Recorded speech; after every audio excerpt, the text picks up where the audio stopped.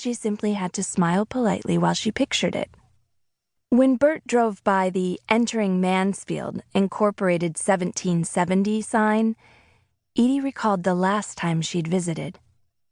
It was more than 7 years ago, back when her mom's massive blowout with her sister led to a mutual boycott on family visits.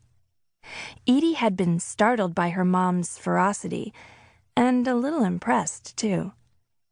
The two of them made a pinky pledge that day to never enter Mansfield again. Now Edie was breaking that pledge.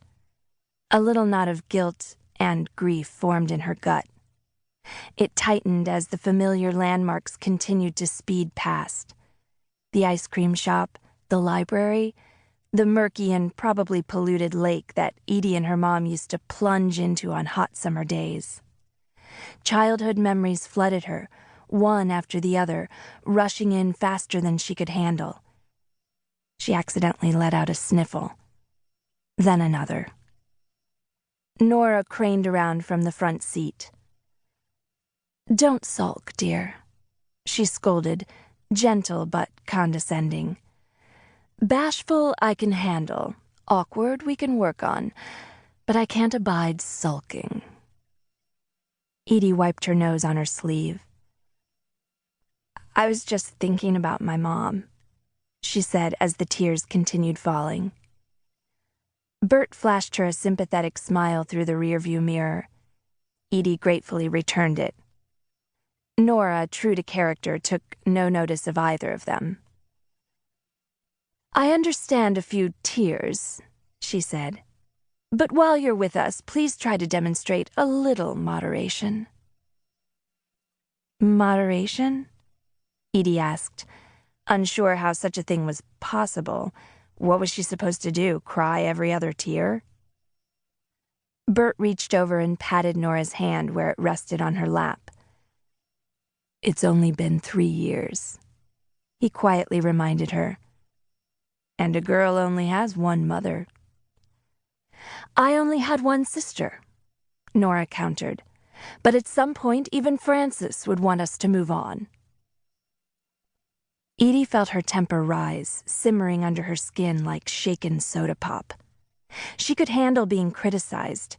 She'd prepared herself for endless disapproval, mandatory gratitude, and the uniquely tenacious agony of feeling like she'd never fit in.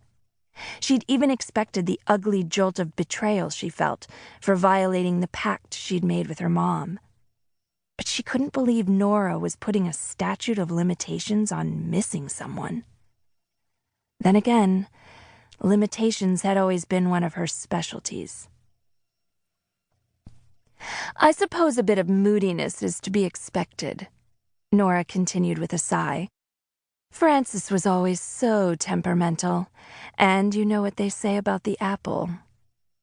"It keeps the doctor away?" Bert snuck Edie a wink. Nora shot him a glare.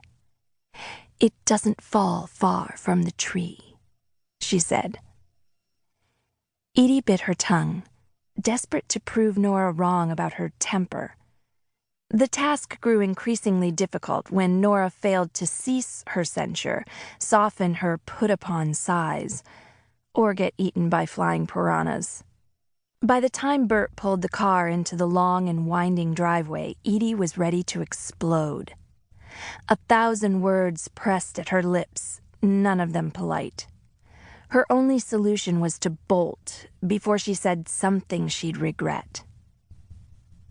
The second Bert's key turned in the lock at the side of the house, Edie ran past him, her old army duffel in one hand, the guitar case in the other.